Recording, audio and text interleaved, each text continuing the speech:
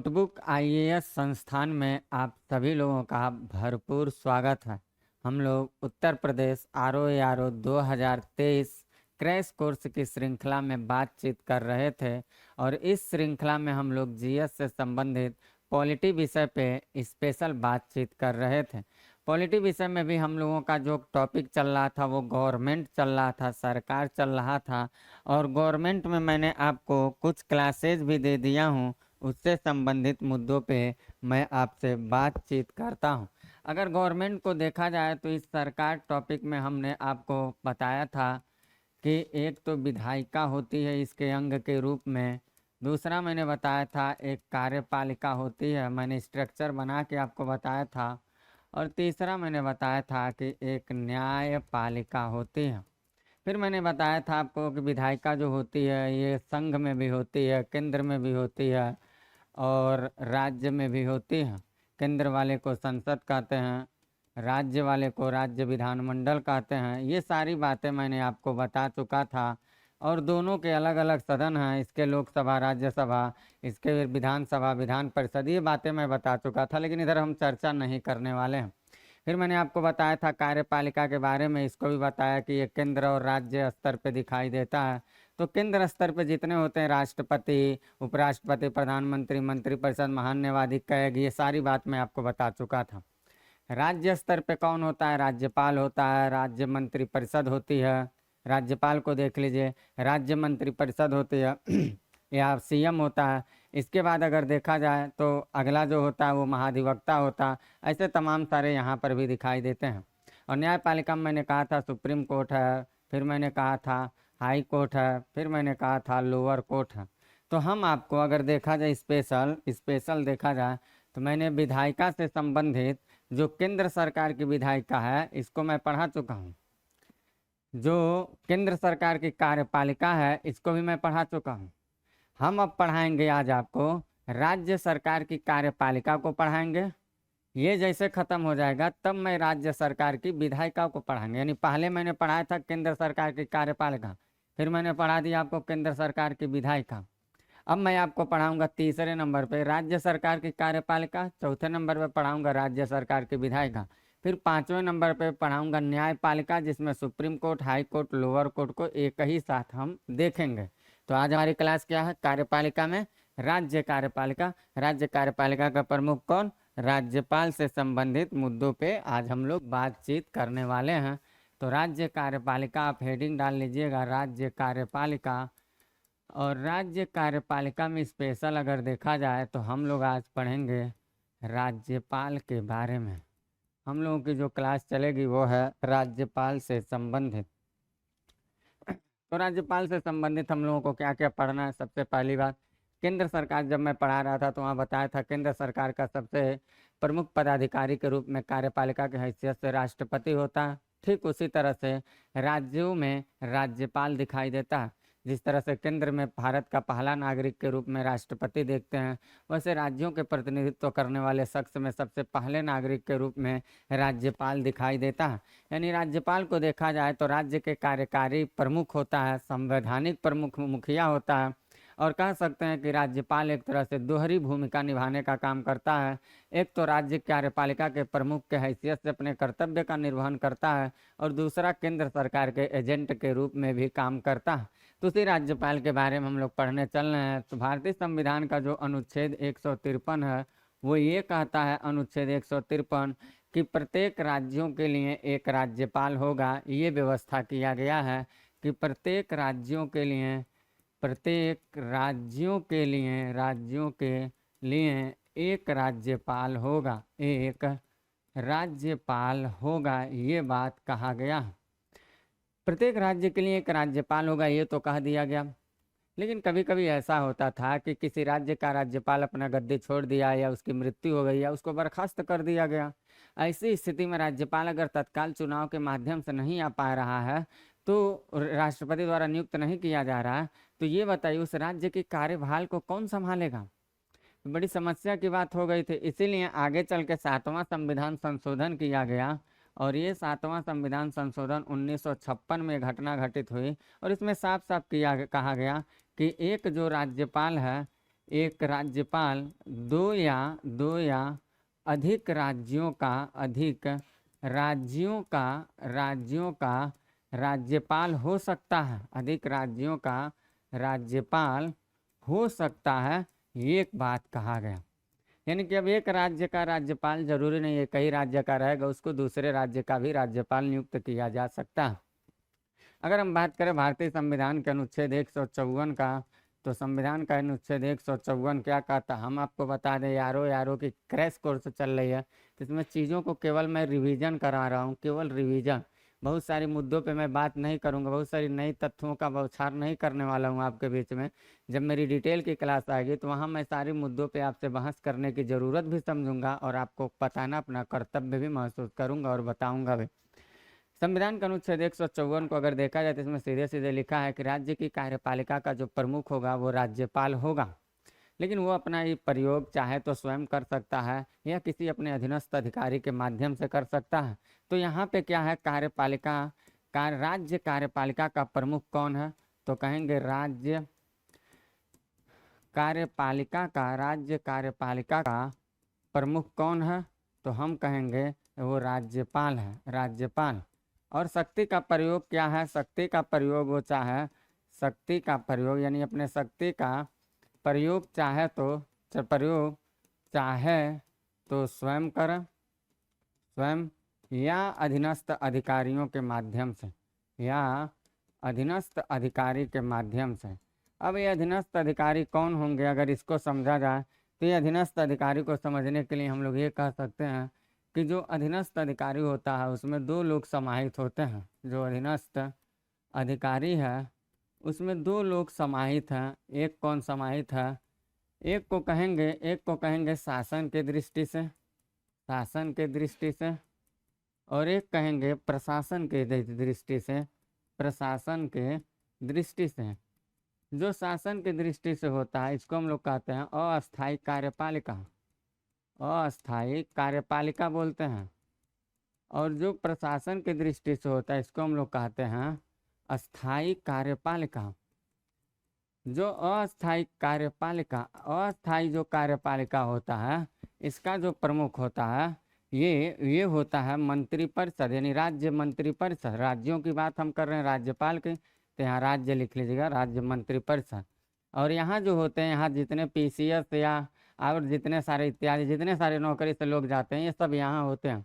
तो इनके माध्यम से चाहेगा तो राज्यपाल अपने कार्यपालिका संबंधित शक्ति का प्रयोग करते हुए, चाहे अस्थायी हो या अस्थायी हो, इनके माध्यम से, इन दोनों लोगों के माध्यम से अपनी कार्यपालिका संबंधित शक्ति का प्रयोग वो कर सकता है, जिसका उल्लेख संविधान के अनुच्छेद 154 में।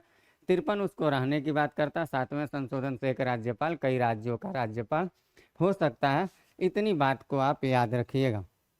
इसके बाद हम लोग देखते हैं भारतीय संविधान का अनुच्छेद 155 राज्यपाल की नियुक्ति की बात करता है। अनुच्छेद 155 की बात करें तो ये राज्यपाल की नियुक्ति की बात करता है, नियुक्ति की। अब राज्यपाल की जो नियुक्ति है इससे संबंधित हम लोगों को क्या क्या जानना।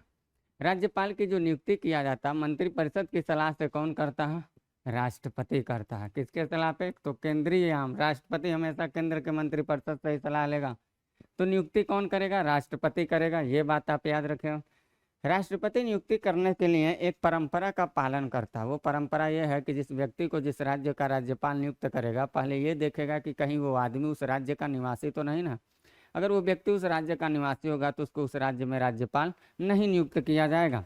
फिर उस राज्य के मुख्यमंत्री से परामर्श किया जाता था, लेकिन 1967 के बाद ये परंपरा को समाप्त कर दिया गया। अब वहाँ के CM से पूछने की जरूरत नहीं है। राष्ट्रपति को लगेगा तो किसी भी राज्य के राज्यपाल को कहीं भी नियुक्त कर, किसी भी व्यक्ति को किसी भी राज्य में राज्यपाल नियुक्त कर देगा। केवल ये देखेगा कि वो व्यक्ति उस राज्य का कहीं निवासी तो नहीं ना है। इसके बाद हम लोग देखें भारतीय संविधान के अनुच्छेद 156 को। तो 156 क्या कहता है, 156 ये कहता है राज्यपाल की पदावधि की बात करता है कि राज्यपाल की पदावधि की बात करता है। अगर हम बात करें राज्यपाल की पदावधि के तो सामान्यतः देखा जाए, सामान्यतः तो पदावधि कितनी होती है, 5 वर्ष। लेकिन वैसे देखा जाए तो यह राष्ट्रपति के प्रसाद प्रयत्न पद धारण करता है। राष्ट्रपति के प्रसाद प्रयत्न प्रयत्न पद धारण करता है। ये बात आपको याद रखना, राष्ट्रपति के प्रसाद प्रयत्न पद धारण करता है। और राज्यपाल जिसको नियुक्त किया गया है, जरूरी नहीं है कि ये 5 साल तक ये राज्यपाल नियुक्त किया गया 5 साल तक ही रहे। 5 साल से पहले चाहेगा तो स्वेच्छा से ये त्यागपत्र दे सकता है, त्यागपत्र दे सकता है। किसको दे देगा? राष्ट्रपति को। स्वेच्छा से राष्ट्रपति को त्यागपत्र दे करके गद्दी को छोड़ सकता है। या अगर गद्दी पे रहते हुए इधर उधर की कामकाज कर रहा है तो बड़े आसानी से इसको क्या किया जाएगा? राष्ट्रपति के द्वारा इसको बर्खास्त किया जा सकता है। तो इसको बर्खास्त कौन करता है? तो याद रखिएगा, वो राष्ट्रपति ही करता है। या तो 5 साल के लिए भले नियुक्त कर दिया गया, लेकिन जरूरी नहीं है 5 साल के लिए वो काम काज करेगा। 5 साल से पहले भी चाहता है तो गद्दी को छोड़ सकता है राष्ट्रपति को त्यागपत्र दे करके। या अगर वो गद्दी को नहीं छोड़ रहा है, अपने संवैधानिक कर्तव्यों का समुचित रूप से प्रयोग नहीं कर रहा है, तो राष्ट्रपति के द्वारा उसको बर्खास्त किया जा सकता है। मान लीजिए वो संवैधानिक पद का सही से काम कर रहा, 5 साल उसका कार्यकाल पूरा हो गया, राष्ट्रपति ना तो बर्खास्त किया क्योंकि अच्छा आदमी था, त्यागपत्र भी नहीं दिया है, और कोई उसका उत्तराधिकार आया भी नहीं, तो 5 साल से ज़्यादा समय तक भी गद्दी पे रह सकता है। 5 साल तो सामान्य तौर पे है, लेकिन 5 साल से ज़्यादा समय तक भी वो गद्दी पे रह सकता है। लेकिन उस समय उसको प्रतिदिन का वेतन दिया जाएगा, क्योंकि कभी भी उसका उत्तराधिकारी आएगा तो गद्दी संभाल लेगा तो इसको तुरंत ऑन द स्पॉट हटा दिया जाएगा। यानी कोई भी व्यक्ति 5 साल अपना पूरा कर लिया हो, ऐसा राज्यपाल जो 5 साल अपने कार्यकाल को पूरा कर चुका हो और 5 साल कार्यकाल पूरा करने के बाद उसका उत्तराधिकारी उस गद्दी पे अगर नहीं आता है, तो प्रतिदिन के वेतन के हिसाब से भी ये 5 साल से अधिक समय तक राज्यपाल रह सकता है। ऐसा भी व्यवस्था हमारे यहाँ है। और कहा जाता है कि हरियाणा राज्य के रहने वाले एक राज्यपाल थे, उनका नाम था BN चक्रवर्ती। वो हरियाणा के जो राज्यपाल थे BN चक्रवर्ती, वो अपने 5 साल पूरा करने के बाद 3 साल अतिरिक्त रूप से वो राज्यपाल पद पे रहे थे और उनको पर डे प्रतिदिन के वेतन भत्ता उनको दिया गया था। तो ये बात याद रखना। फिर पद से बर्खास्त भी बहुत सारे राज्यपालों को किया गया। जैसे तमिलनाडु के एक राज्यपाल थे प्रभुदास पटवारी, तो उनको 1980 में बर्खास्त कर दिया गया। आगे चल के रघुकुल तिलक थे राजस्थान को 1961 में उनको, MM थॉमस थे जो नागालैंड के थे, 1992 में उनको बर्खास्त किया गया। इस तरह से इन लोगों का दिखाई देता है। कुछ बातें यहाँ से संबंधित आपको जो मैंने बोला है, वीडियो को चाहे तो रोक के उसको आप नोट कर सकते हैं। फिर इसके बाद हम लोग देखते हैं अगला अनुच्छेद। हमने कौन सा अनुच्छेद आपको बताया? पदावधि बताया, यानी 56 बताया होगा। हाँ, 56। तो अब हम लोग देखते हैं अनुच्छेद 157। पदावधि के बाद अनुच्छेद 157 हम लोग देखते हैं। 157 में लिखा गया है राज्यपाल की योग्यता। राज्यपाल की क्या लिखा गया? योग्यता। और योग्यता में केवल 2 ही बात लिखा गया। पहला बात कि उसका उम्र कितना हो, 35 साल हो, और वो भारत के नागरिक हो। एक बात ये लिखा गया भारत के नागरिक, दूसरी बात लिखा गया नागरिक हो। और दूसरी बात ये आपको याद रखना है, एक तो भारत का नागरिक और दूसरा 35 वर्ष की आयु पूरा कर चुका हो। बस यही 2 बात आपको योग्यता से याद रखना। 157 के बाद हम लोग देखते हैं 158। संविधान का अनुच्छेद 158 क्या कहता है? 158 राज्यपाल पद के लिए शर्तों की बात करता है। और शर्तों में ये कहा गया है कि किसी भी सदन का उसको सदस्य नहीं होना चाहिए। अगर किसी सदन का सदस्य हो गया, लोकसभा, राज्यसभा, विधानसभा, विधान परिषद, किसी भी सदन का अगर सदस्य हो गया तो ये मान लिया जाएगा कि उसने अपने राज्यपाल गद्दी को त्यागपत्र दे दिया, छोड़ दिया। तो उसके लिए शर्त निर्धारित किया गया कि किसी भी सदन के सदस्य उसको नहीं होना चाहिए, और साथ ही साथ वो लाभ के पद को धारण ना किया हो। तो पहला आपको याद रखना है, लाभ का पद धारण ना किया हो। और दूसरा क्या याद रखना है?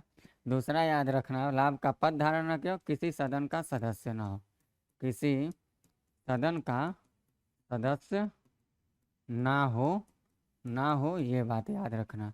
158 के बाद हम लोग देखते हैं संविधान के अनुच्छेद 159। तो 159 जो है वो राज्यपाल के लिए क्या कहता है? राज्यपाल के लिए अनुच्छेद 159 में ये लिखा गया है कि उसके शपथ और प्रतिज्ञान के बारे में बातचीत किया गया। शपथ और प्रतिज्ञान। तो राज्यपाल किसके समक्ष शपथ लेगा भैया? ये तो आपको याद रखना ही पड़ेगा, ये भी पूछे जाते हैं सवाल। तो गद्दी पे बैठने से पहले वो उच्च न्यायालय के जो मुख्य न्यायाधीश होते हैं या उनके अनुपस्थिति में उसी न्यायालय के जो प्रधान न्यायाधीश होते हैं उनके समक्ष ये शपथ धारण करता है।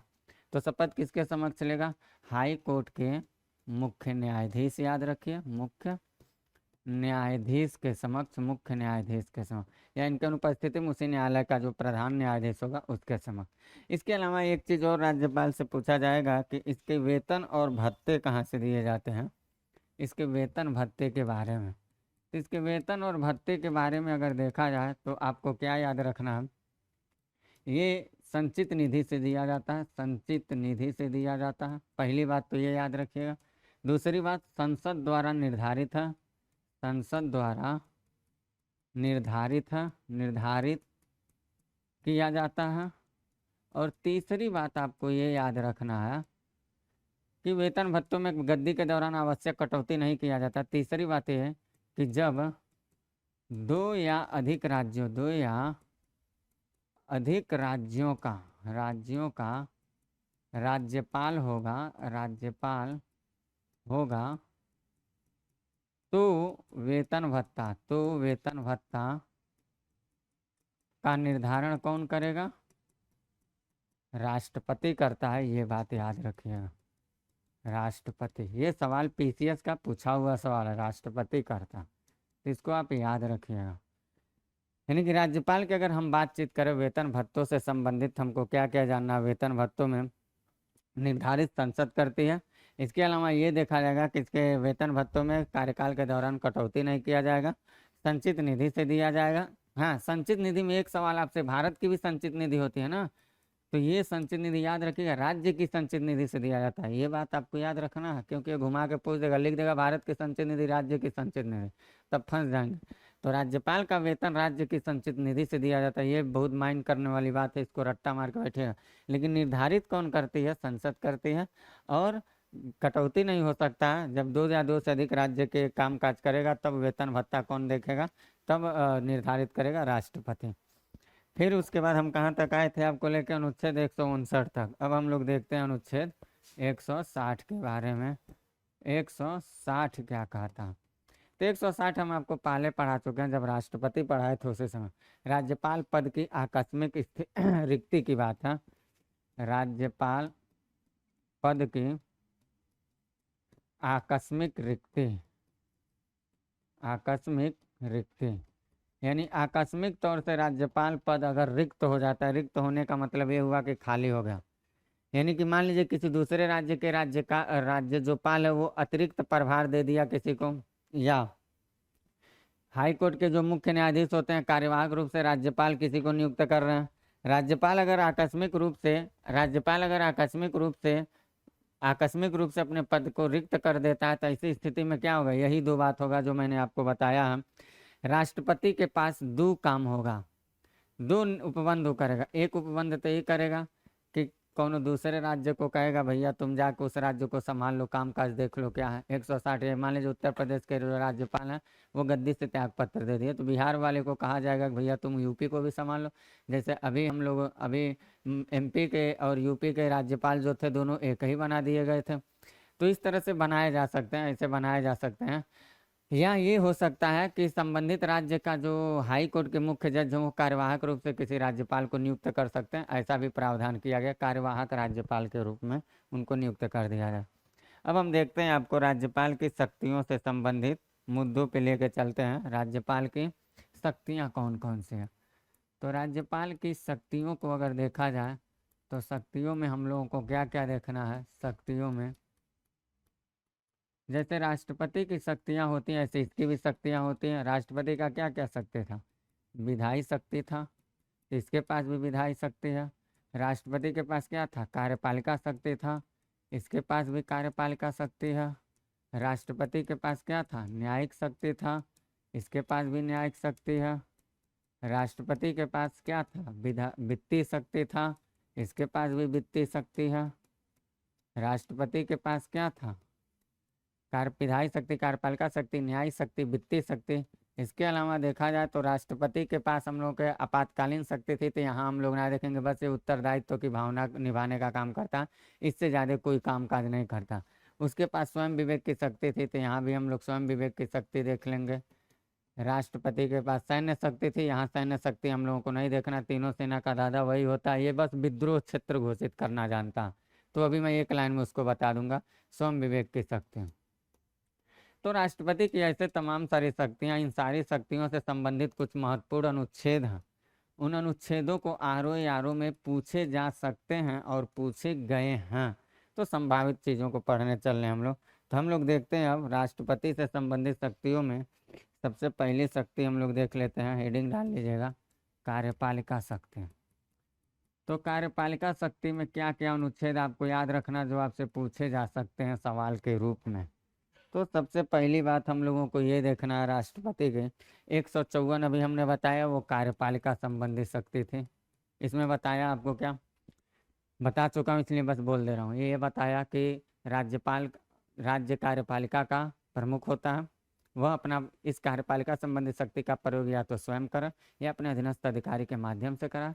अधीनस्थ अधिकारियों में 2 स्तर के अधिकारी उसके समक्ष आते हैं, एक अस्थायी कार्यपालिका, एक अस्थायी कार्यपालिका। जो अस्थायी कार्यपालिका होती है वो प्रशासनिक दृष्टिकोण से होती है, जिसमें पीसीएस रैंक के अधिकारी से लेकर चपरासी तक चले गए। जो अस्थायी कार्यपालिका होती है, और जो अस्थायी कार्यपालिका होती है उसमें वो राजनीतिक स्तर से होती है, और उसमें आप क्या रख सकते हैं, उसमें आप मंत्रिपरिषद को रख सकते हैं, राज्य मंत्रिपरिषद को। तो ये बात मैंने 154 में पहले ही आपको बता दिया। तो कार्यपालिका शक्ति में सबसे पहला शक्ति क्या है, संविधान का अनुच्छेद 154। फिर इसके बाद अनुच्छेद 163 भी राज्यपाल के कार्यपालिका शक्ति के अंतर्गत आता। ये अभी हम मंत्रिपरिषद पढ़ाते समय बताएंगे। इसमें यह कहा गया कि राज्यपाल को सहायता सलाह देने के लिए एक मंत्रिपरिषद होगा जिसका प्रधान मुख्यमंत्री होगा, ये बात कहा गया। तो ये मैं मंत्रिपरिषद पढ़ाते समय बताऊंगा, लेकिन केवल आपको यहाँ इतनी बात जान लेना है, कार्यपालिका संबंधी शक्ति में मेंशन करने के लिए मंत्रिपरिषद पढ़ाते समय इसको डिटेल से अभी बताऊंगा, इसके बाद के लेक्चर जो मैं लूँगा।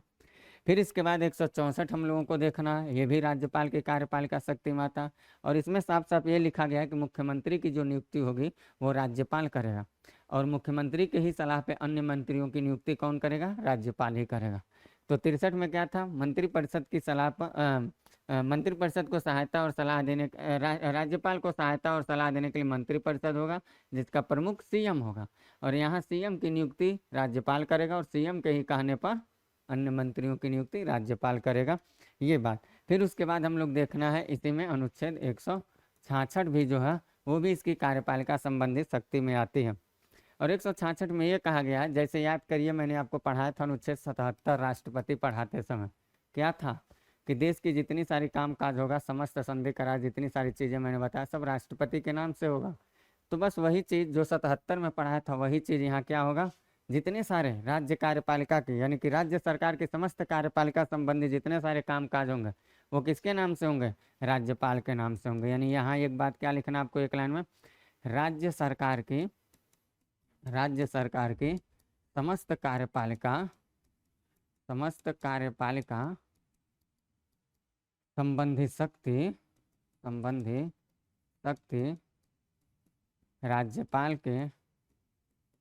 राज्यपाल के नाम होगा, जितना कामकाज होगा सब राज्यपाल के ही नाम होगा। ये 166 में आपको याद रखना है, ये उसके कार्यपालिका शक्ति से ही ताल्लुकात रखता है। फिर अनुच्छेद 167 भी इसके कार्यपालिका शक्ति से ताल्लुकात रखता है। क्या है, इसमें राज्यपाल और प्लस सीएम के बीच संबंध है, ये संबंध कुछ प्यार मोहब्बत से जुड़ा है क्या। अब याद करिए जब मैं आपको राष्ट्रपति पढ़ाते समय 78 क पढ़ाया, 78 ख पढ़ाया, जो बात कहा हूँ बस वही बात यहाँ रहेगा 167 क में, 167 ख में वही बात रहेगा। लेकिन वहाँ मैंने कहा था कि पीएम का कर्तव्य होगा कि समय समय पे सूचना राष्ट्रपति को दे, ये कहा था। और अगर नहीं देता है अपने कार्यपालिका संबंधी कामकाज का, तो राष्ट्रपति का कर्तव्य है कि पीएम की सब कामकाज की सूचना पीएम से जबरदस्ती मांग ले। बस वही यहाँ कर दीजिएगा। यहाँ कौन है, पीएम, यहाँ राष्ट्रपति। तो जैसे केंद्र में पीएम ऐसे राज्य में सीएम, जैसे केंद्र में राष्ट्रपति वैसे राज्य में राज्यपाल। यानी कि सीएम का एक कर्तव्य होता है कि राज्य कार्यपालिका संबंधित समस्त कामकाज जितने हैं वो राज्यपाल को सूचित करें। और अगर नहीं करता है तो राज्यपाल का इतना अधिकार है कि वो राज्य कार्यपालिका की सब कामकाज सीएम से जबरदस्ती मांगा। यही तो है। तो कार्यपालिका शक्ति में 167 को ऐसे समझ लीजिए जैसे केंद्र की कार्यपालिका में 78 को 78 को, जैसे मैंने यहाँ 166 बताया, ऐसे केंद्र को पढ़ेंगे तो अनुच्छेद जो 77 बताया था केंद्र में 166, ऐसे जोड़ जोड़ के पढ़ेगा। अभी जब मैं अपनी डिटेल वाली क्लास में आऊँगा तो आपको बहुत रोचकदार इस विषय को पढ़ाऊँगा, एक दूसरे से लिंक करके आपको पढ़ाऊँगा। बस एक चीज़ रटाऊँगा, दूसरा चीज़ बस नाम बदलवाऊँगा, इतना मज़ेदार लेके चलूँगा आप इसी तरह से। फिर उसके बाद हम लोग कार्यपालिका में 167 के बाद अगला जो देखेंगे वो हम लोग देखते हैं कि राज्यपाल बहुत सारे लोग की नियुक्ति करता। जैसे जैसे मुख्यमंत्री की नियुक्ति कौन करता? राज्यपाल करता। पहला बात याद करिएगा, नोट भी कर लीजिएगा। फिर मंत्रिपरिषद के अन्य मंत्रियों की नियुक्ति कौन करता है? राज्यपाल करता है। भले मुख्यमंत्री के कहने पर करे लेकिन करता है राज्यपाल है। दूसरा बात नोट करके याद कर लीजिएगा, जो राज्य के महाधिवक्ता होते हैं उनकी नियुक्ति कौन करता है? राज्यपाल करता है। ये तीसरी बात आप याद कर लीजिएगा, नियुक्ति कौन करता है। फिर उच्च न्यायालय के जो न्यायाधीश होते, उच्च न्यायालय के परामर्श लेकर के, उच्च न्यायालय का परामर्श लेकर के जो लोअर कोर्ट जो अधीनस्थ न्यायालय के न्यायाधीश होते हैं, 233 पढ़ाऊंगा तो बताऊंगा, उसके न्यायाधीशों की नियुक्ति अधीनस्थ न्यायालयों को कौन करता है? राज्यपाल करता है। राज्य निर्वाचन आयुक्त की नियुक्ति कौन करता है? राज्यपाल करता है। 243 का खंड के हम लोग पढ़ेंगे। फिर उसके बाद अगर राष्ट्रपति 356 के तहत राष्ट्रपति को राष्ट्रपति शासन लगाने राज्यों में राष्ट्रपति शासन लगाने के लिए सिफारिश करता है, राज्यपाल ही करता है। राज्य विश्वविद्यालयों का कुलाधिपति होता है, चांसलर होता है। ऐसे तमाम सारी चीज़ें हैं। फिर राज्य विश्वविद्यालय में कुलपतियों की नियुक्ति करने का काम करता है। यानी कि राज्यपाल बहुत सारा ऐसे कामकाज करता है। ये सब कामकाज उसके कहाँ हैं?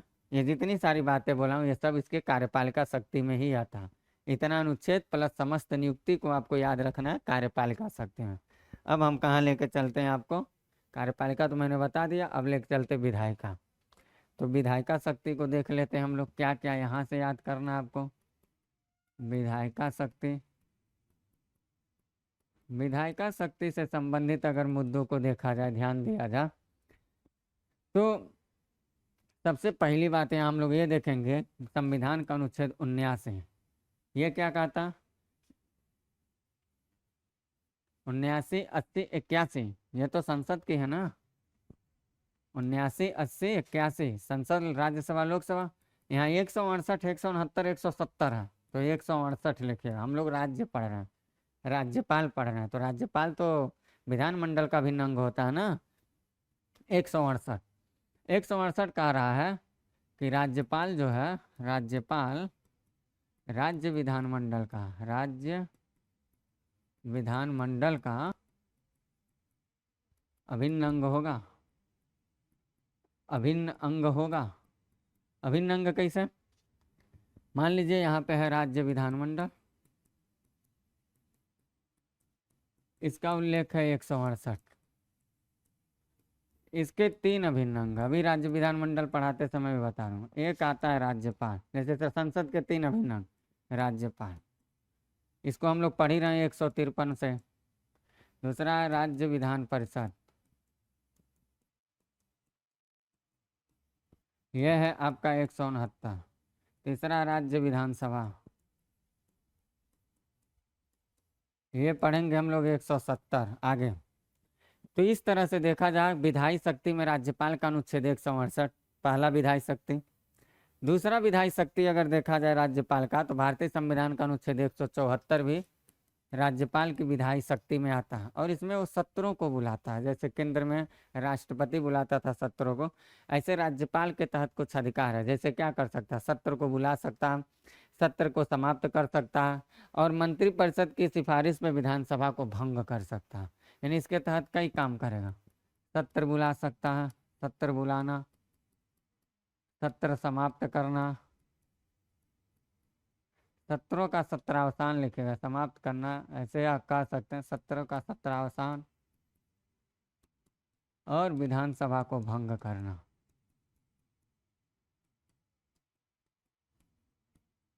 ये सब काम राज्यपाल ही करता है। संविधान का अनुच्छेद 174 उसकी विधायिका संबंधित शक्ति है।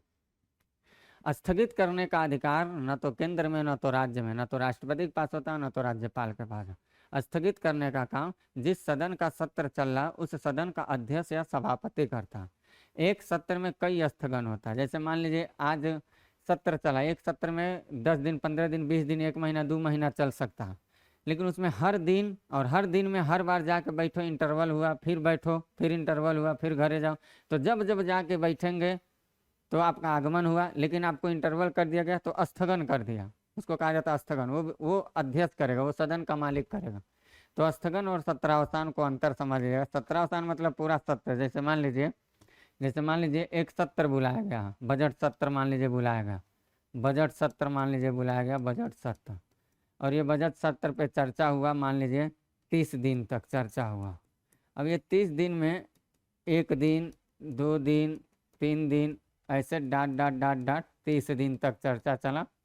तो पहला दिन लोग गए तो गए होंगे, तो बैठे होंगे शुरुआत में जाके, फिर बीच में क्या हुआ होगा, लंच हुआ होगा, फिर उसके बाद गए होंगे तो बैठे होंगे। तो एक बार यहाँ गए फिर लंच हुआ, तो जब लंच होगा तो इस समय स्थगन किया जाता है, स्थगन।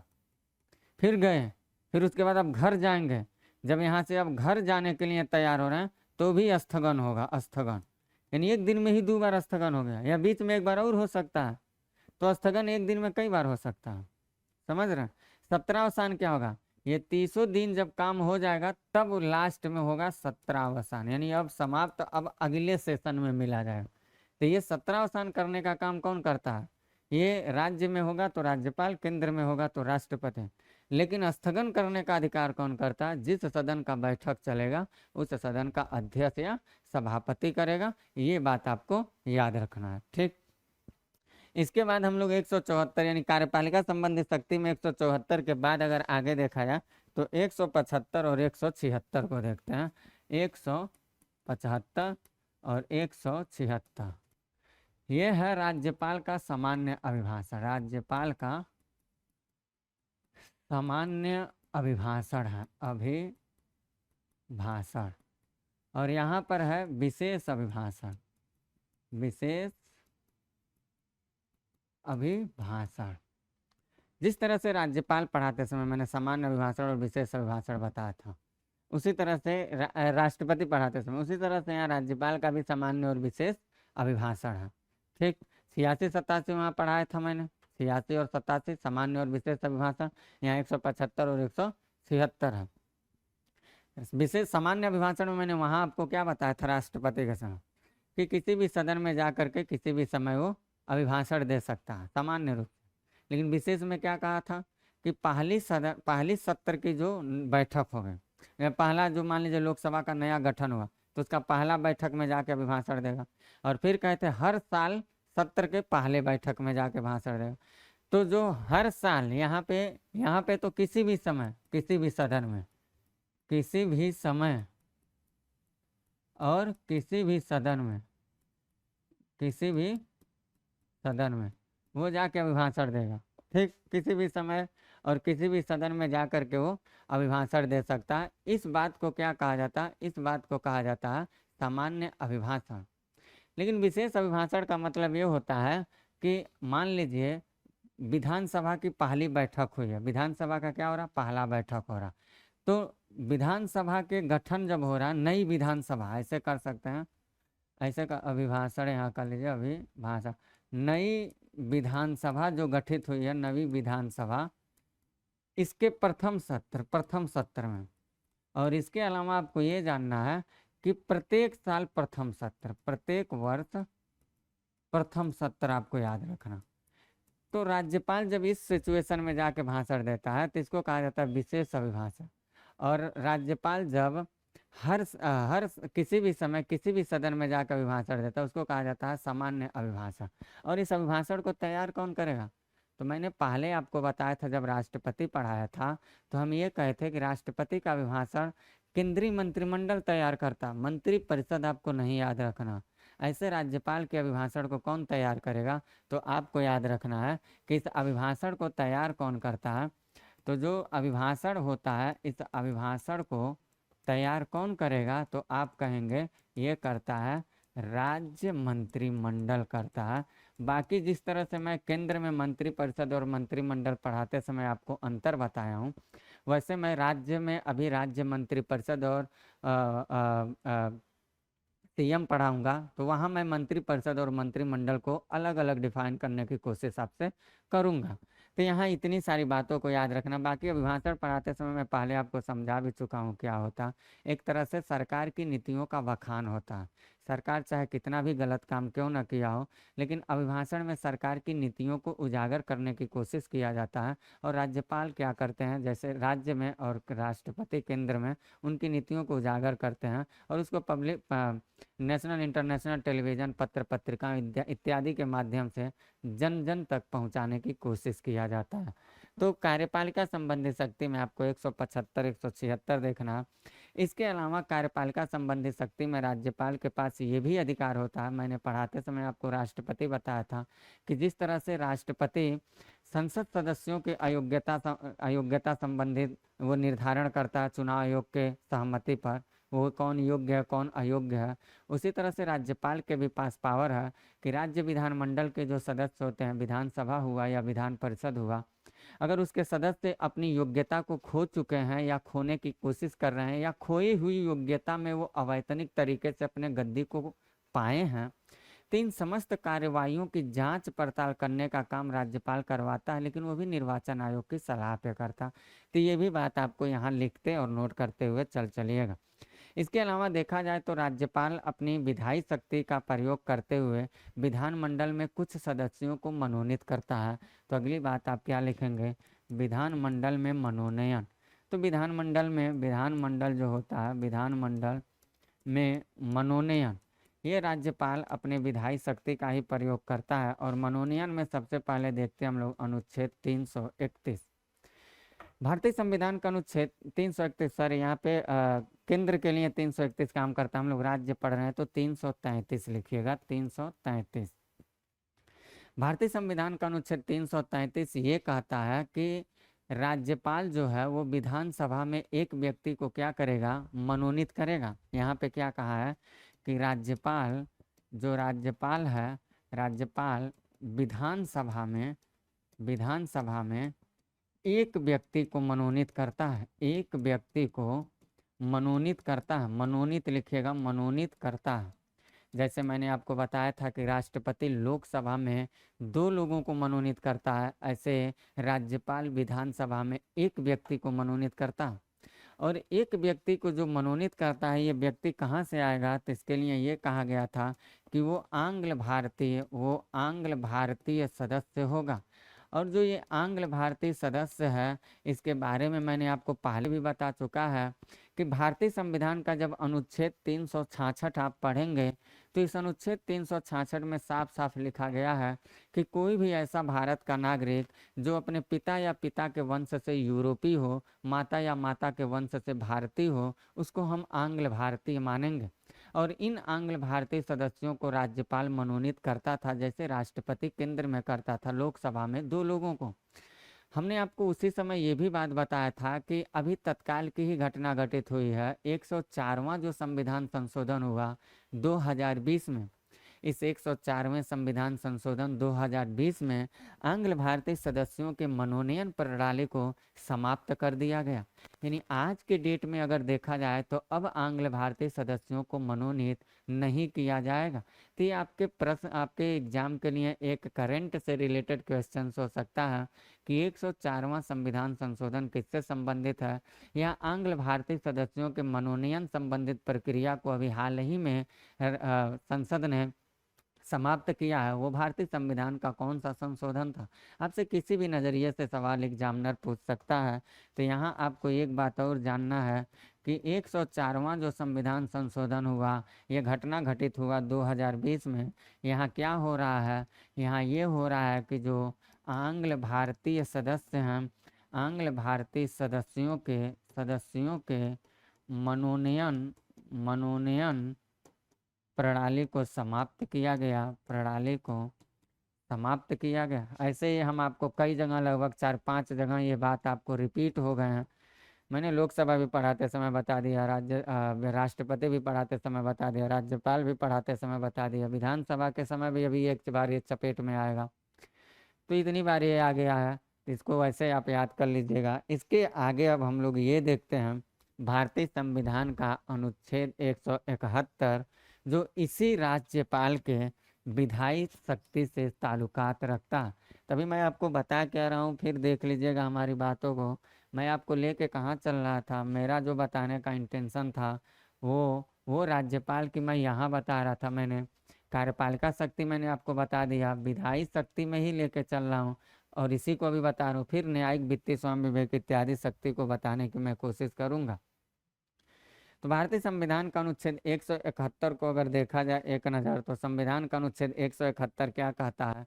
171 ये कहता है कि जिस तरह से भारतीय संविधान के, मैंने यहाँ आपको बताने की कोशिश किया, विधानमंडल में मनोनयन में 333 के तहत राज्यपाल जिस तरह से विधानसभा में एक प्रतिनिधि को मनोनीत करता है, लेकिन ये व्यवस्था तो खत्म कर दिया गया। उसी तरह से विधानमंडल का जो दूसरा सदन है यानी कि विधान परिषद है, उस विधान परिषद में 1/6 सदस्यों को मनोनीत करने का जो अधिकार राज्यपाल के पास है, वो संविधान के अनुच्छेद 171 के तहत है। तो 171 में आपको क्या कहना है कि यहाँ पे लिखना है राज्यपाल, यहाँ पे लिखना है राज्यपाल विधान परिषद में 1/6 सदस्यों को क्या करता है, 1/6 सदस्यों को मनोनीत करता है। अब ये साहब यहाँ मनोनीत करते हैं, तो ये व्यवस्था 104वां संशोधन से समाप्त नहीं किया गया, इस बात को आप याद रखिएगा। 104वां संविधान संशोधन के माध्यम से इसको नहीं समाप्त किया गया है, ये व्यवस्था आज भी जिंदा है। और ये क्षेत्र इसके लिए क्या क्या है, तो वहाँ पे केंद्र में हमने बताया था कला हुआ, विज्ञान हुआ, साहित्य हुआ, समाज सेवा हुआ, ऐसे क्षेत्रों से जाते हैं लोग। कला हुआ, विज्ञान हुआ, साहित्य हुआ, समाज सेवा हुआ, ऐसे तमाम क्षेत्र ऐसे हैं जिन क्षेत्रों से राष्ट्रपति भी मनोनीत करता है, उसी तरह राज्यपाल को भी मनोनीत करने का अधिकार है। इसके अलावा राज्यपाल अपने विधायी संबंधी शक्ति का प्रयोग करते हुए बहुत सारे रिपोर्ट को पेश करवाता है विधानमंडल में। जैसे राज्य वित्त आयोग की जो रिपोर्ट होती है, सवाल पूछता है कौन विधानमंडल में पेश करवाता है, जवाब होगा राज्यपाल। राज्य लोक सेवा आयोग की जो रिपोर्ट होती है विधानमंडल में कौन पेश करवाता है, जवाब होगा राज्यपाल।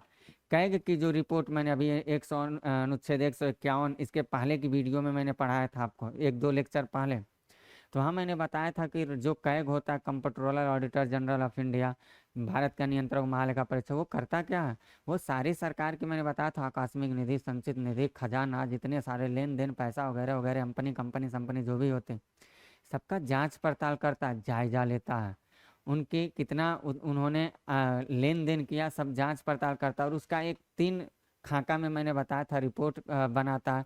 और केंद्र में हमने कहा था कि राष्ट्रपति के समक्ष और राज्यों में राज्यपाल के माध्यम से वो राज्य में विधानमंडल और केंद्र में संसद के पटल पे रखवा करके बड़े बड़े घोटाले को उजागर करवाता है। तो अनुच्छेद 151 ही था। तो इसी तरह से 151 के ही तहत यहाँ क्या कर रहा हो, यहाँ 151 के ही तहत देखा जाए तो राज्यपाल राज्य विधानमंडल के पटल पर क्या करता है, कैग की रिपोर्ट को पेश करवाता है। ये भी बात आपको यहाँ याद रखना। इसके अलावा हम लोगों को राज्यपाल की विधायी शक्ति से संबंधित सबसे मूलभूत बात एक जानना, और वो है विधानमंडल द्वारा पारित विधेयक। हालांकि इस बात को मैं आपको विधानसभा, विधान परिषद पढ़ाते समय बताऊंगा, लेकिन यहाँ पे विधायिका के एक अंग में ही इसको शामिल किया जाता है। राज्यपाल की कर्तव्य से ही संबंधित ये बातें हैं, उसको भी मैं बताने की कोशिश करता हूँ। तो अगली बात हम लोग क्या देखेंगे, साधारण विधेयक, साधारण विधेयक और धन विधेयक जो होता है, धन विधेयक के संबंध में राज्यपाल का कर्तव्य क्या होता है। राज्यपाल का कर्तव्य, मैंने पहले ही राज्यपाल पढ़ाते समय आपको बताया कि राज्यपाल दोहरी भूमिका निभाता है। एक तो राज्य की कार्यपालिका का प्रमुख होता है, राज्य सरकार का हैसियत से राज्य का दादा होता है, मैंने एक ये बताया। और दूसरा मैंने बताया कि वो केंद्र सरकार का एजेंट भी होता है। आदमी तो एक है लेकिन डबल काम करता हो, डबल स्तर से काम करता।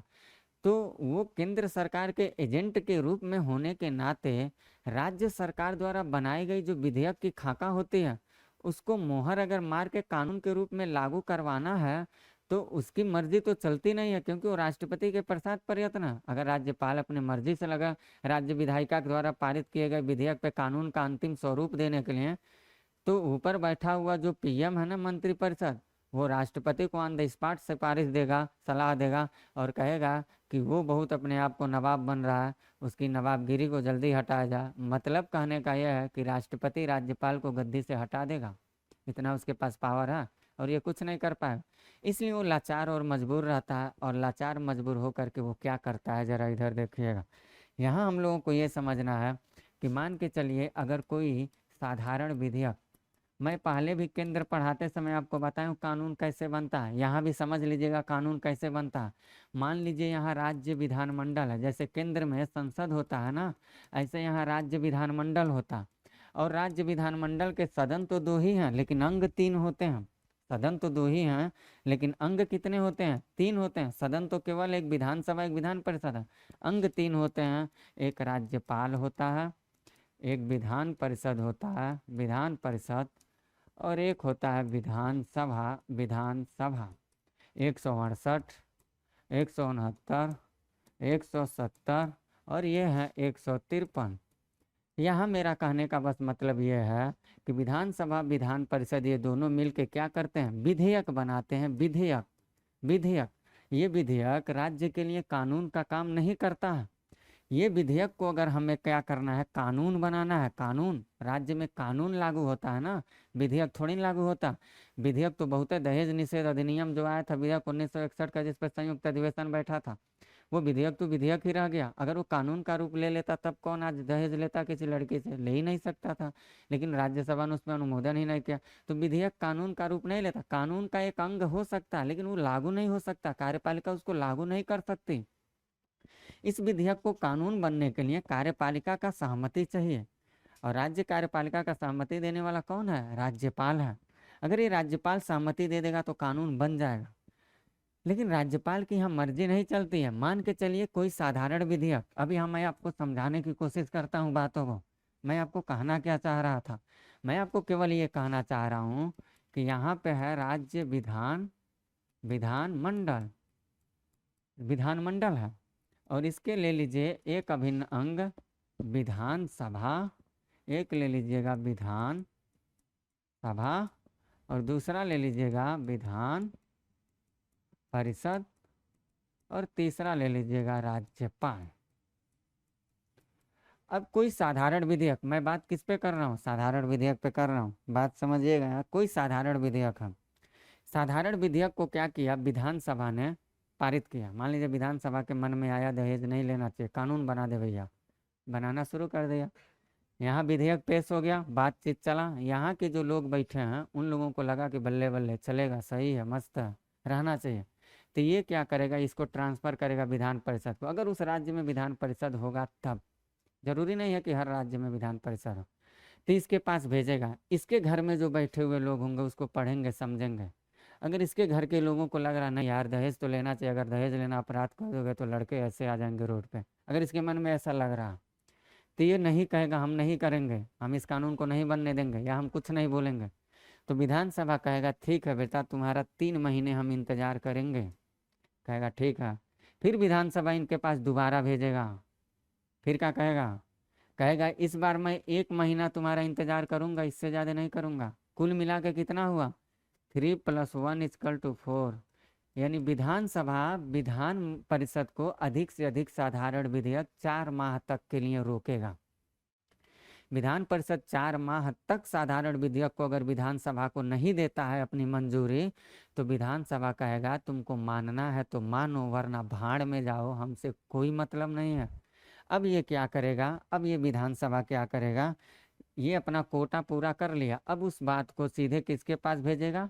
राज्यपाल के पास। अब आ गया राज्यपाल के पास। राज्यपाल केंद्र के एजेंट के रूप में भी काम करेगा।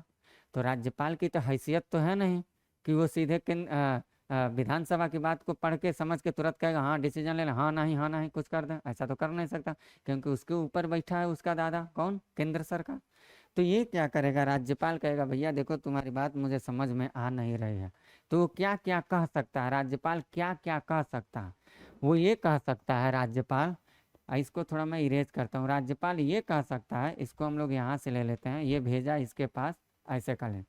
राज्यपाल ये कह सकता है, जो ये मैंने क्या कहा, विधानसभा ने विधान परिषद को दिया 3 महीने रुकेगा, फिर दोबारा देगा 1 महीने रुकेगा, 4 महीना होगा, कहेगा तुमको मानना है मानो वरना भाड़ में जाओ, हमसे कोई मतलब नहीं। ये सीधे उस विधेयक को कहाँ ट्रांसफर करेगा, राज्यपाल का। राज्यपाल देखेगा तो इसको भी पसीना आ जाएगा, कहेगा ठीक है भैया हम भी थोड़ा अपने बैठे हुए लोगों से सहमति ले लेना। इसके मन में 4 बात आ सकती है, अधिक से अधिक इसके मन में 4 बात आएगी। पहला क्या बात आएगी कि सहमति हम दे देंगे, कहेगा ठीक है ले जाओ, सहमति दे दिया, मुहर मार दिया, ठीक है बेटा जाओ, कानून बन जाएगा। दूसरा क्या कहेगा, भाई देखो हमें डर लग रहा, हम सहमति नहीं देंगे क्योंकि हमारे भी ऊपर बैठे हैं लोग, ये भी कह सकता है, तो कानून नहीं बनेगा। तीसरा क्या कह सकता है कि भैया देखो तुम जो बात कह रहे हो वो मेरे समझ में नहीं आ रहा है, इसलिए जाओ एक बार समझ बूझ के ला के दो। तो जब पुनर्विचार के लिए भेजेगा तो दोबारा जब ये इसको देगा तो इसको कानून बनाने के सहमति देने के लिए बाध्य होना पड़ेगा। या इस तीनों नहीं समझ में आगत कहेगा ऐसा है, हमारे ऊपर जो बैठे हैं हमारे पीठासीन अधिकारी, उनके लिए मैं क्या करता हूँ, इसको आरक्षित करता हूँ। उसके लिए क्या कर सकता है, ये आरक्षित कर सकता है। तो चौथे नंबर पे क्या करेगा, आरक्षित करेगा। अब आरक्षित करेगा तो किसके करेगा, राष्ट्रपति को ही करेगा। तो ये जितना खेला खेल रहा है राज्यपाल, ये सब भारतीय संविधान के अनुच्छेद 200 के तहत खेलता है। 200 इसको पावर दिया है कि तुम इतना खेल खेल सकते हो, सहमति दे दो, सहमति ना दो, पुनर्विचार के लिए भेजो, लेकिन पुनर्विचार के लिए भेजोगे बेटा दोबारा देगा तो तुमको मानना पड़ेगा, या तुम आरक्षित कर दो, राष्ट्रपति से एक बार पूछ लो। जब राष्ट्रपति के पास चला जाएगा तो राष्ट्रपति क्या करेगा, राष्ट्रपति के पास पावर ये आ जाएगा कि राष्ट्रपति कहेगा भैया हमें भी समझ में नहीं आ रहा कि तुम कैसा कानून बना रहे हो, सीधे विधानसभा को भेज देगा। बात समझिएगा, सीधे भेज देगा, कहेगा तुम क्या कानून बना रहे हो मुझे समझ नहीं आ रहा। अब ये राष्ट्रपति क्यों कह रहा है, क्योंकि राष्ट्रपति भी कोई काम करेगा तो इसके भी पास इसका अब्बू बैठे हुए हैं समझने बूझने के लिए, वो है मंत्रिपरिषद। तो राष्ट्रपति मंत्रिपरिषद से कहेगा कि भैया इस राज्य से ऐसे कानून आ रहा है, राज्यपाल ने सहमति नहीं जताया, मेरे पास आरक्षित किया, मैं क्या करूं। तो मंत्रिपरिषद कहेगा कि तुम विधानसभा को भेज दो, कह दो मुझे समझ नहीं आ रहा, तो पुनर्विचार के लिए भेजेगा। फिर 6 महीने के बाद ये देगा, 6 महीने तक चलेगा, फिर कहेगा नहीं समझ में आ रहा ले जाओ, फिर 6 महीने चलेगा, फिर कहेगा नहीं आ रहा फिर ले जाओ, फिर 6 महीने। ऐसे राष्ट्रपति 6 6 महीने करके इनके 5 साल के विधानसभा के कार्यकाल को खा लेगा, लेकिन कानून नहीं बनने देगा। इसीलिए जिस राज्य में केंद्र सरकार, अगर केंद्र में कोई और पार्टी का सरकार हो, राज्य में किसी दूसरे पार्टी का सरकार हो, तो केंद्र सरकार अगर चाह देगी तो राज्य सरकार को बर्बाद करके रख देगी। राज्य सरकार अच्छे अच्छे काम चाह कर भी नहीं कर पाएगा, क्योंकि संवैधानिक गतिविधियां ही कुछ ऐसी हैं अजीबोगरीब। राज्य सरकार अच्छा होने के बावजूद भी बुरा बन जाएगा, क्योंकि केंद्र सरकार के पास वो ताकत है। तो इस तरह से केंद्र सरकार उसको मजबूर और जलील कर सकता है, अगर करने पे उतारू हो जाए तब। इसलिए कहा जाता है कि लोकतंत्र में पूर्ण बहुमत की सरकार कभी नहीं देनी चाहिए। पूर्ण बहुमत की सरकार लोकतंत्र के लिए घातक साबित होता है।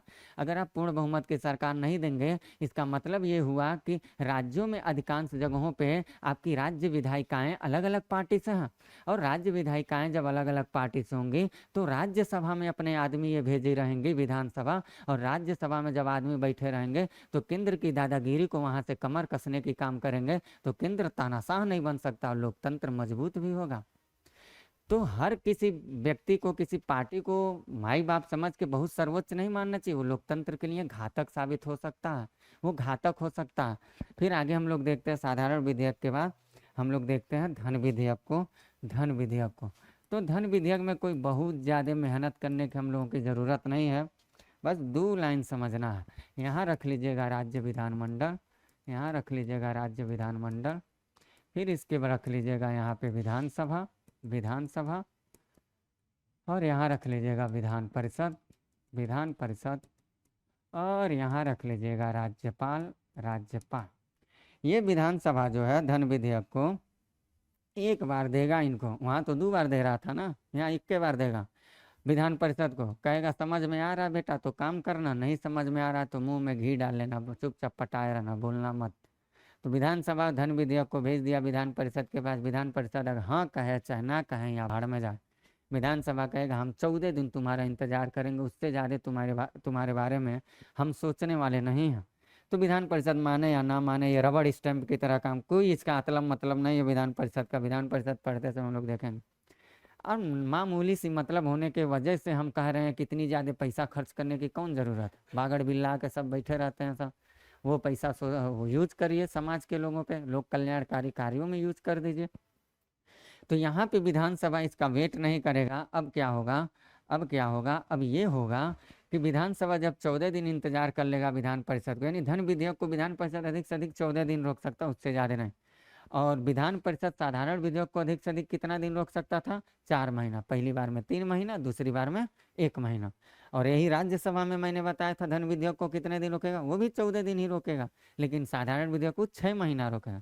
हाँ, एक बात याद रखिएगा, वहाँ पे संयुक्त अधिवेशन की मैंने प्रावधान बताया था, लेकिन यहाँ कोई संयुक्त अधिवेशन के प्रावधान नहीं होगा, ये याद रखिएगा। वैसे विधानसभा पढ़ाते समय बताया, यहाँ कोई संयुक्त अधिवेशन के प्रावधान नहीं होगा, वहाँ मैंने डिटेल से आपको संयुक्त अधिवेशन में बताया था। अब विधानसभा विधान परिषद को दिया, 14 दिन वेट करेगा, सीधे ट्रांसफर कर दिया किसके पास, राज्यपाल के पास। राज्यपाल महोदय कहेंगे बेटा समझ में आ गया, बल्ले बल्ले। इनके पास दुइये, वहाँ 4 ऑप्शन था, यहाँ दुइये ऑप्शन रहेगा, या तो आप सहमति दीजिए या तो आप आरक्षित करिए। आरक्षित करेंगे तो किसके पास करेंगे, तो राष्ट्रपति के पास कहेंगे। और राष्ट्रपति साहब को भी कुछ करने के लिए फिर किससे पूछना पड़ेगा, मंत्रिपरिषद से। और मंत्रिपरिषद से पूछ के राष्ट्रपति कोई बहुत ज़्यादा इस बार दादागिरी नहीं कर सकते हैं। राष्ट्रपति बस इतना ही कर सकते हैं, उसको या राष्ट्रपति के पास जाएगा तो वो सहमति दें या सहमति ना दें, बस इतना ही। इनके पास जाएगा तो विधानसभा की जो बातें थी उस पर या तो मान जाएं या तो सहमति दें या तो सहमति ना दें, इसके अलावा इनके पास कोई अधिकार नहीं है। तो इतनी सारी बातें आपको यहाँ से समझने की ज़रूरत है, इतनी सारी बातें। इसके अलावा देखा जाए तो राज्यपाल की विधायी शक्ति में अगली जो बात हम लोगों की होगी वो होगी ऑर्डिनेंस की, अध्यादेश की। तो अगला चीज़ है अध्यादेश की शक्ति। अध्यादेश ये भी उसके विधायी शक्ति से ही ताल्लुकात रखता है। जिस प्रकार से भारतीय संविधान का अनुच्छेद 123 मैंने आपको पढ़ाते समय बताया था, भारतीय संविधान का 123 अनुच्छेद, उसी तरह से संविधान का अनुच्छेद 213, उसी को पलटना आपको, 123 को लिख लीजिएगा और 2 को पहले ला दीजिएगा और 1-3 को बराबर कर दीजिए। ये राष्ट्रपति अध्यादेश जारी करता है, राज्यपाल करता है। तो यहाँ 123 मैंने आपको बताया था, यहाँ 213 जानना। तो 213 क्या कहता है, ये राज्यपाल को अध्यादेश, ऑर्डिनेंस जारी करने की बात करता है, अध्यादेश शक्ति देता है। और अध्यादेश का मतलब होता है एक आदेश जो कानून की तरह काम करता है। और मैंने पहले भी आपको बताया था राष्ट्रपति पढ़ाते समय कि राष्ट्रपति की जो अध्यादेश होती है वो कानून की तरह काम करती है। और अध्यादेश कब जारी किया जाता है, मान लीजिए सदन का सत्र नहीं चल रहा है, या सदन का कोई एक ही सत्र चल रहा है, या देश में कोई ऐसी विपरीत परिस्थितियां उसका सामना हमारा देश कर रहा है, सत्र न चलने के अभाव में कानून की जरूरत पड़ रही है। ऐसी स्थिति में केंद्र और राज्य सरकार को एक अर्ध न्यायिक अधिकार दिया गया, और वो अर्ध न्यायिक अधिकार है अध्यादेश, ऑर्डिनेंस जारी करने का। इस अध्यादेश के माध्यम से राज्यपाल अपने मुखार बिंदुओं से जो बोल देगा वो तत्कालीन परिस्थिति के अनुसार कानून का रूप ले लेगा। लेकिन जैसे जैसे राज्य विधानमंडल के, जो राज्य विधानमंडल है, इसका जब बैठक होगा, सत्र जब आएगा, ये इसका मतलब इसका जो विधान परिषद है ये बैठेगा, विधान परिषद जब सत्र चलेगा और विधानसभा जब सत्र चलेगा, तो यहाँ ये देखा जाएगा कि राज्यपाल ने तत्कालीन परिस्थिति के हिसाब से जो बात बोला था वो हमेशा के लिए कानून के रूप में लागू कर दिया जाए या उसको रद्द कर दिया जाए, वो केवल विपरीत परिस्थिति के लिए लागू होता, ये जांच करेगा। अगर इसको लगेगा कि नहीं राज्यपाल ने जो कहा है वो गड़बड़ है, तो ये रद्द घोषित कर सकता है, ये कह देगा भैया इसको हटा दीजिए, ये नहीं चाहिए। या ये भी हो सकता है कि ये कुछ उस पर बोले ही ना, अगर कुछ नहीं बोलेगा तो केवल और केवल 6 सप्ताह रहेगा। लेकिन यहाँ एक बात आपको ध्यान देना, जो ये दल होते हैं, सदन होते हैं, इन सदन की, मैंने इसके पहले लोकसभा विधानसभा पढ़ाते समय आपको बताया कि हर सदन का अधिवेशन साल में कम से कम 2 बार होता है। और दोनों अधिवेशन के बीच में 6 महीने का अंतर नहीं होना चाहिए, मैंने ये बताया। तो मान लीजिए इसको इसको इस सदन को बैठक होने में 6 महीने, अधिक से अधिक बैठक होने में कितना समय सत्र बुलाने में लग सकता है? 6 महीने, अधिक से अधिक उड़ के। तो राज्यपाल मान लीजिए अध्यादेश अगर जारी किया है तो अधिक से अधिक इसको बैठने में कितना समय लग सकता है? 6 माह लग सकता है। और जब बैठ जाएगा तो काम काज करेगा तब कितने समय इंतजार किया जाएगा? 6 सप्ताह किया जाएगा। 6 माह प्लस 6 सप्ताह को जोड़ेंगे तो लगभग आपको 7.5 माह का समय मिलेगा। यानी राज्यपाल जो ऑर्डिनेंस जारी करेगा वो अधिक से अधिक उड़ करके अगर कानून का रूप लेगा तो 7.5 माह तक रह सकता। उसके बाद ये अगर सदन सहमति नहीं देगा तो रद्द हो जाएगा, दे देगा तो हमेशा हमेशा के लिए बल्ले बल्ले कानून का रूप ले लेगा। इतनी सारी बात आपको याद रखना ऑर्डिनेंस से। इसके बाद हम लोग देखते हैं राज्यपाल की शक्तियों में ही न्यायिक शक्ति। तो जो मैंने आपको वहाँ बताया था, राष्ट्रपति को पढ़ाते समय 100 क्षमादान की यहाँ शक्ति, सॉरी वहाँ 72 पढ़ाया था, ऐसे यहाँ 161 है। और जो काम वहाँ था वही हुबहू काम सारा यहीं रहेगा। तो वहाँ से इस बात को आप चाहें तो नोट कर सकते हैं। पूर्णतः क्षमा, लघुकरण, परिहार, विराम, प्रतिलंबन जितने था वो सब के सब वही हैं। और सारा चीज़ वहाँ प्रकृति और स्वरूप में कैसे बदलाव होता, मैंने पहले बताया था कि यार की रिवीजन एक क्लास है तो बहुत सारी बातों को मैं इसमें नहीं बता सकता, सरसरी निगाह से केवल मैं आपको अपडेट करा सकता हूँ। तो इतनी सारी बातों को आप कर लीजिएगा राज्यपाल के संबंध में। ये क्षमादान शक्ति आप वहाँ से चाहें तो देख सकते हैं, सब मिलता जुलता, कोई खास अंतर नहीं है। इसके अलावा स्वविवेक की शक्ति भी इसके पास भी है, जैसे राष्ट्रपति के पास होता है। तो इसके पास जो स्वविवेक की शक्ति वो क्या है? राष्ट्रपति के पास विधेयक को आरक्षित जो करता अनुच्छेद 200 के तहत वो अपने स्वयं विवेक का ही प्रयोग करता है, वो मंत्रिपरिषद से तो पूछने जाता नहीं है। या कह सकते हैं राज्य में अगर राष्ट्रपति शासन लगवाना है तो अपने मर्जी से ही राष्ट्रपति को कहता है, ये इसकी स्वयं विवेक की शक्ति है। विधानसभा में अगर स्पष्ट रूप से बहुमत नहीं किसी को आता है तो मंत्रिपरिषद लोग विधानसभा को ही भंग करके नए चुनाव का आदेश दे सकता है, या जीते हुए सदस्यों के बीच में से किसी भी व्यक्ति को मुख्यमंत्री का उत्तराधिकार दे करके उसको 6 माह के लिए सदन में बहुमत साबित करने का अधिकार दे सकता है। ये भी इसके पास पावर है। ऐसे तमाम सारे काम काज करने के लिए ये उत्तरदायी होता। राज्यपाल के कुछ विशेषाधिकार होते हैं, ये भी मैंने आपको अनुच्छेद 14 पढ़ाते समय बताया था कि अनुच्छेद 14 जो है राष्ट्रपति राज्यपाल इसके अपवाद आते हैं। अब मैंने 14 पढ़ाते समय उस समय अनुच्छेद 361 के बारे में बताया था कि राष्ट्रपति राज्यपाल जब तक गद्दी पे रहेंगे तो पद पे रहते समय उनको किसी भी तरह की दीवानी मामलों में हिरासत में नहीं लिया जा सकता है, पुलिस कार्रवाई नहीं किया जा सकता है, अदालत के कटघरे में खड़ा नहीं किया जा सकता है। लेकिन फौजदारी मामलों के लिए 3 माह की नोटिस देने के उपरांत इस पर एक्शन लेना चाहे अगर सरकार तो ले सकती है, क्योंकि क्रिमिनल केसेस के लिए इनको 361 का प्रयोग से वंचित कर दिया गया। तो ये विशेषाधिकार संबंधित बातें हैं, मैंने ये सारी बातें आपको बताने की कोशिश किया था।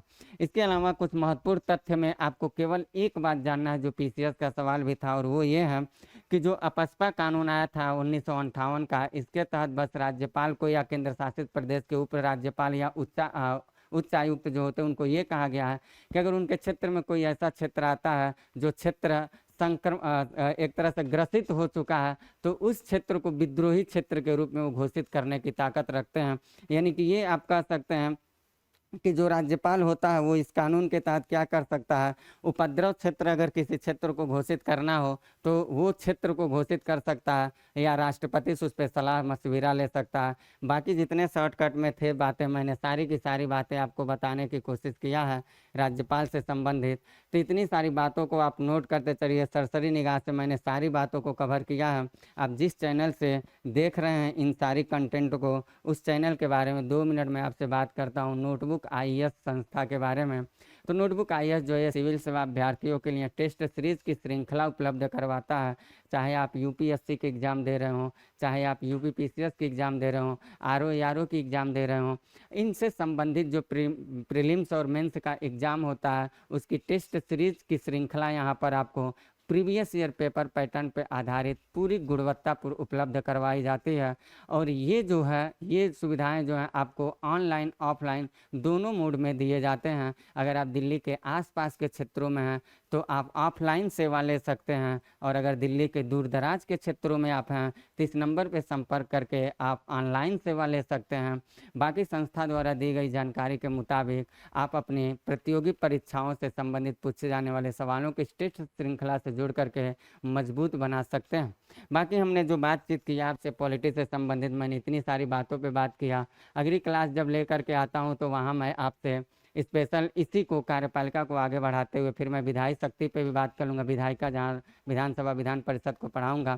तो इन सारी बातों को आप नोट बनाते चलिएगा। बाकी जब मैं अपनी अगली क्लास में मिलता हूँ तो कार्यपालिका को कंप्लीट करता हूँ। तब तक के लिए लेता हूँ मैं आपसे इजाज़त। Bye, best of luck.